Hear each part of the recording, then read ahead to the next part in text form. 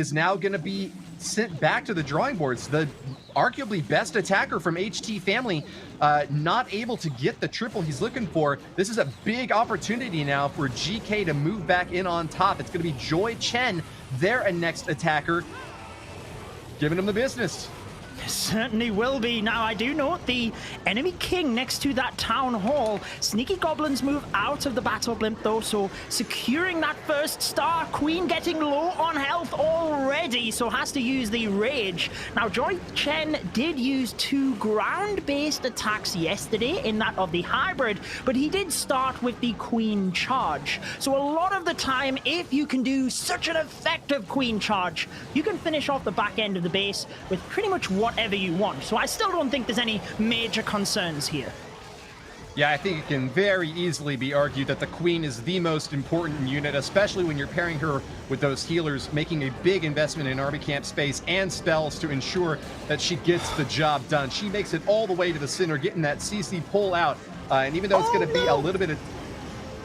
Oh, sorry, Woody. I'm panicking. Judo, over what nothing. did you catch? No, please jump in. The barbarians were taking out the scatter shot, which was huge on the right-hand side, but one archer from the clan castle actually pulled them away from the scatter shot. Fortunately for JoyChen, though, it did indeed go down, because that could have been very costly for his attack. Ripped up 1 healer for a Seeking Air Mine, but that's going to protect potentially for those Dragon Riders still flying in. Royal Champion ready to get a few shots off, holding on to that ability as long as possible. A key move for the late game at finishing off defenses that are spread out around this base. JoyChen looks cleared for landing as the Dragon Riders still healthy and targeting directly onto those defenses. Are going to get another few shots off here. Royal Champion getting low though. She's about to have to pop her shield ability. It's going to be coming off very shortly. Boom! There it goes. Knocks out a wizard tower and those builder huts on the backside. This is looking clean.